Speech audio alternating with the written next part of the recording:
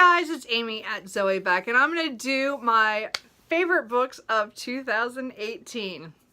So, I read 104 books this year, which is pretty awesome for me. That's actually my highest number since I've been tracking on Goodreads. I think it's not quite the highest of all the years that I've been tracking since the late 90s. But the point is, it was the most I've read in a while. And my pages, though, it was really, when I do my stats thing, it's very surprising. I read a lot of shorter books this year than I normally do, and I'm kind of need to change that up a little bit. My numbers per book or whatever was really kind of low for me. I was kind of surprised. Anyway, so we'll work on that later. But anyway, so what I'm going to do first is I'm going to talk about my top 3 rereads. So as you know, I reread a lot. I have a tendency to pick up books that I've already read and reread them quite often. Usually every month I have at least 1 or 2. Some months I don't have any. It just depends on what I'm reading. But sometimes I just need that. And to me, it's very warming to pick up a book I've already read.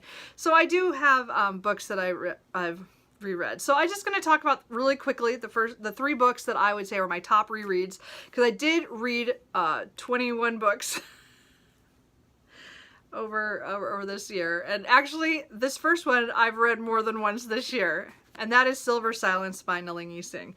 So again, you know my love of Nalini Singh and the Side Changeling series. I keep forgetting that this is 17 or 18, so 17 probably, in the series. Anyway, it's still one of my favorites. I've reread this a couple times this year. As I said, it's just a comfort read. So as I said, I have to mention one of her books, because I read several of her books all year round. She was clearly the one I read the most in rereads. And I think I read at least 5 of her books this year as a reread. That one twice. My next favorite was The Three Musketeers by Alexander Dumas. I read this back in high school, and I think I read it in my 20s. But right now when I reread this, I was so stunned by half of this that I'm not sure if I did ever do that second reread. I swear I've read this twice before. Anyway, so this is either the second, third, or 4th time. I don't remember now. And I didn't track my rereads in my notebook very well. So I'm trying to do better about that. But I don't know. I just love this book. I was kind of concerned earlier, just a week ago, that this was no longer one of my favorite books of all time, because it has been since I was a teenager and I read this in high school. And I was really worried. I got halfway through and I'm like, oh, maybe this isn't my favorite book anymore.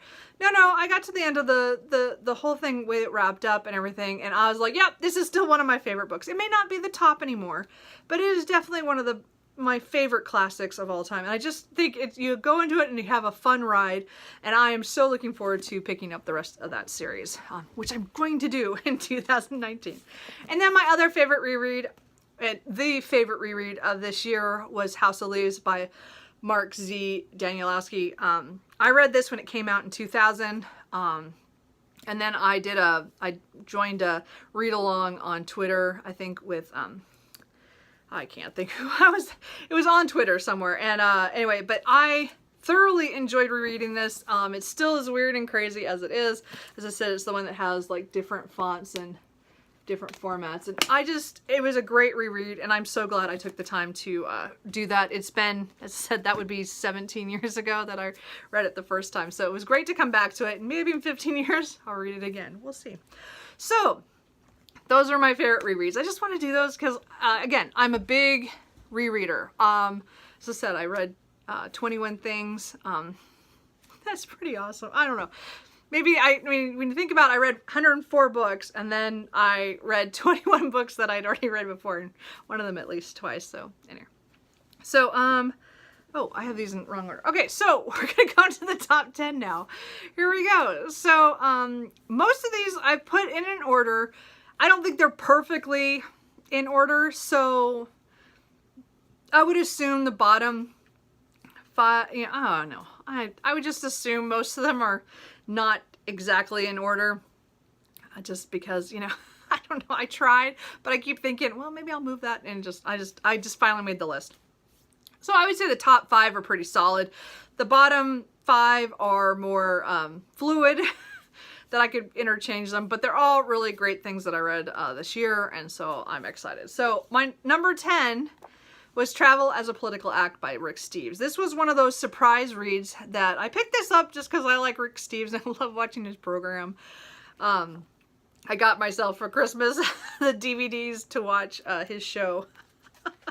So, like traveling through Europe and stuff. So anyway, but I was really surprised by this book because again, it was about, it was more political than I usually read in books, you know, just, and it's talking about certain countries and places and all their struggles that they're having politically in their place, and then how going to travel there would, you know, you see differences, and also that you're kind of being ambassadors to that we're not our government is pretty much what I'm saying. So it was just, it was a really good book, and very, I learned about some of these countries. I didn't know anything about it or the real history behind some of these on, or, you know, because I was young at the time when that happened, or it was before my time and it's still affecting these people. And it was really well done. And I really, recommend it for somebody who is interested in learning about different countries and some of the political stuff and traveling. I just think it was a really well done book.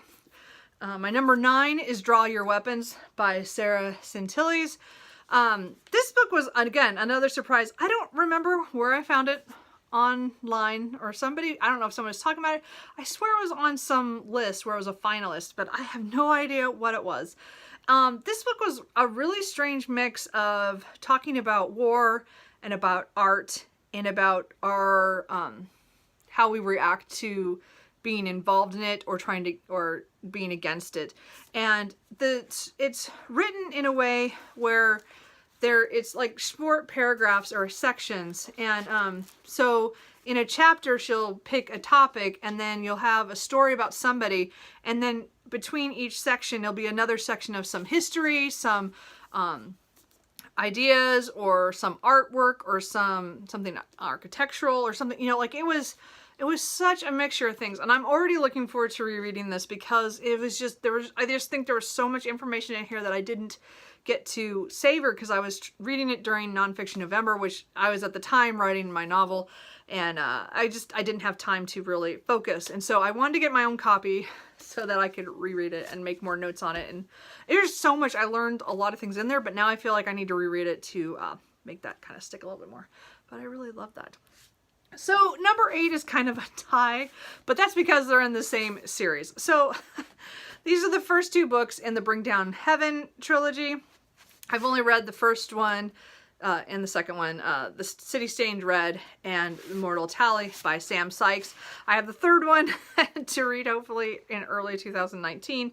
But these were just so much fun. And this is one of my favorite fantasy writers. He just makes me laugh, but he also gives all the feels. It's just devastating what happens to his characters and what they go through. And I just find them so much fun. I would not say they were super serious, except that they get serious and then also have the comedic you know, side to it. I don't know. They're just so much fun. I really like this. And again, there was a series before this that you could definitely tell that was his first couple novels, and these ones are so much better, and I'm so looking forward to as wrapping up that trilogy. So and then I have a book here that's kind of like a stand-in because I don't have the book, my dad has it, and that was Older Gulch by Ernest Haycock. This is a different book that I'm going to read here pretty soon. So these are Westerns. He wrote in the early 1900s, and they're like stories from like it was a gold rush back I think in Montana, and the story is only like a little over 200 pages. It was like maybe 250 pages, and I never knew what was going to happen in that story because it had a guy who went from Portland, Oregon, who jumped a slave, or you know, he's being shanghaied, so he gets off the ship, and a woman saves him, and she talks him into taking her somewhere else to get away from a marriage she doesn't want to do. And then they go to Idaho, and then they go to Montana for the gold rush, and it was very interesting. It went in ways I didn't think, and the characters were much more complex than you would think in a Western sometimes. I'm opening my eyes to realize, well, maybe I need to read more Westerns because there's more to them than I knew about. And I would say it is one genre that I don't read a lot of. So anyway, I'm going to be picking up more Ernest Haycock probably in the next year. My dad and I are trying to collect them. So I got the Burnt Creek to try another time, but that'll probably be the next one of those I read. But Older Gulch was just fantastic. I was so surprised, and I'm just excited that we found another author that we both, my dad and I both like. And then number 6 is The Moonstone by Wilkie Collins. I know a lot of people have read this, and this is one of those classics where I knew Wilkie Collins' name, but I had not read him until last year when I picked up The Woman in White and was blown away by that one. And I like The Moonstone almost as much as that one. I think they're really neck and neck. Like, I think I still like that one a little bit better, but this was just so fantastic and fun. I really enjoyed reading this. It was just, like, again, it was one of those ones where things build in a way you don't know what's going on, and I really enjoy his writing, and I'm looking forward to picking up more books by him. But this one has to do with a woman who inherits a jewel from her uncle, and then there's something going on with this jewel, and then it disappears. And then it's the whole mystery of what happened to the jewel, and then who took it, and where it happened to it, and they're trying to find it, and then misunderstandings and everything. I don't know. It was a great mystery. I really enjoyed it. Okay, so now we're into the top 5. Yay! So number 5 is The Solve An Octopus by Cy Montgomery. A surprising exploration into the wonder of consciousness. So I loved this book. I listened to it on audio. I happen to have that as well. And it was read by her. And you could just hear the joy in her voice as she talked about animals. And I really enjoyed this book.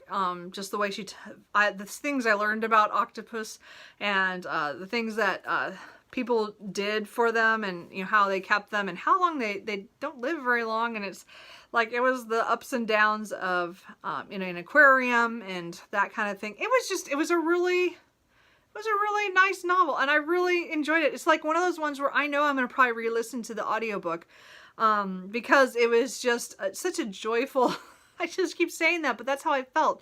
It was just this talking about animals that way. It was just so much fun to listen to. And so I'm totally probably going to listen to it again at some point, because it was just really good. But I also have the book, so it was just happened to get both. But anyway, I would really recommend that if you want to do more of a nature nonfiction. So number 4 is On the Beach by Neville Shute. This book was one of those ones where I didn't know anything about this, and then I heard somebody talking about it, and I'm like, oh, I've heard of that. I've just never read it, and I never saw the movie until after I read the book. But this book blew me away. I was not expecting how much I would like it. And again, it's on my list of ones I want to reread or revisit at some point. But I also want to read a lot more by this author. So this was written, I think, in 1957 or so, and it's kind of portraying early 60s. So it's showing a little futuristic of if there actually was like a nuclear holocaust kind of thing. So some of these people, these this submarine from, I believe they were down in Australia and stuff, so they're like the last for the fallout to come. So they are the last ones to be affected, and it has how people deal with that, and also them trying to figure out if there's anybody else alive in the world and where they go to do that. So that maybe was a horrible description, but it is such a good book. It's so hard towards the end. I mean, it was because you're seeing what happens as, they're the last of humanity. And I thought it was a really great book, and I can't wait to pick up more of his. I have at least one of his books already, so I'm hoping to pick up that pretty soon, but I really enjoyed that book. Number 3 is Bloody Rose by Nicholas Eames. This one is the second book, or the companion to Kings of the Wild, which I loved last year, which was one of my top books. This one was just as good, but in a different way. So I still think Kings of the Wild is a great starting point, because it was just such a fun ride, because again, it's a group of mercenaries who are getting the band back together 20 years after they were like the top mercenary band, and then they've gone off and had their own lives, and then one of the guys comes back and says, I need to go help my daughter who's stuck in a siege, so he gets the whole band back together, and they're all old, and it's awesome. Anyway, I love that book. This book was, again, is about the daughter who had been stuck in that siege, and it's her story of her band, Fable, and they are such weird people all together. But it was just awesome. And again, it was very much a romp at the very beginning, but it slowly gets darker and darker, and I did love that about this. And I admit it, I cried in this book. And yeah, it made me cry, and I think that's telling you something right there. I don't cry a lot at books. I mean, I cry, but it's not all the time, clearly.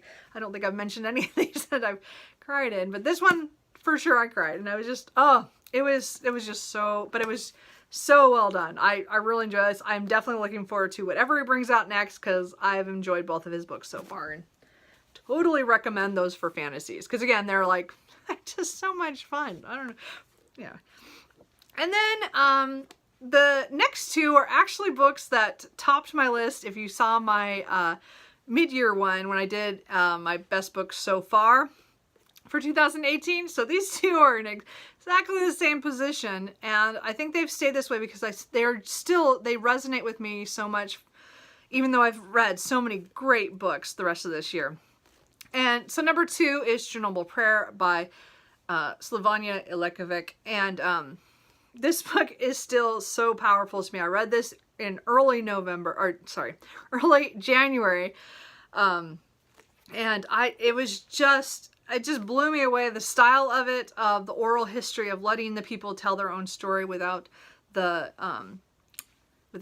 journalist side. You know, we don't see her questions very often, if any, in this book. I know one of her other books that I read this year, which I really enjoyed, which was The Unwomanly Face of War. I really enjoyed that book as well, but this one still, I think this one resonated more with me because I remember as a kid when this all happened and what I saw on the television and what I heard about. But the difference from what I heard and what is in here is just so profound. It was amazing, the differences. And again, I think I can't remember what year it was, and I'm going to do that. It was like, I was in, I was in sixth grade. I don't remember. I have to go back and look. My brain just shut down. Maybe it was, maybe it was, I don't know. I'm screwing this up. Just forget that. Okay, let's just go back to the fact that this was really good. And I was probably in middle school when it happened. I don't remember. But the point is that it's such a difference from what I knew. And again, it's one of those things where I really like to study in history is if somebody remembers something, what's the difference with what actually happened? And it was really well done with her interview stuff. And again, I said, I think I have 2 more books of hers to read that I have. And I will probably get to those this year because this was just phenomenal. And again, I read this like in January and I still am thinking about it, and it'll probably be a book I will reread. Maybe not for a few years, but it's definitely one that I will keep on my shelf and I will definitely think about because it was just such a great book. And then my top book happens to be a classic, which sometimes surprises me, but not really, because I am at heart an English major and, I have my degree in that. But every once in a while I'll pick up a really good book, and I'm glad when it's a classic that tops my list, because that shows there are reasons that they're classics, or they're ones that I think more people should read. And my top is North and South by Elizabeth Gaskell. I was completely blown away by this because I did not know anything about this until the last couple years I've been on here on BookTube. And I finally got around to reading this in June, and it was just such a great book. I'm still thinking about it and going, I need to reread it. I just haven't had time to do it, but I want to. I know people, talk about, it's kind of like a industrial, Pride and Prejudice. In some ways it is, but the social commentary in here about those workers in the mills in the town, I think it's Milton. Is that how you say? I don't know, but it's like the fake town or whatever that this takes place in, and talking about how they have to survive and how they deal with the mill owners or the people who are in charge. And then the people who are in charge, how they are trying to keep everything going. And then I found that the best of it.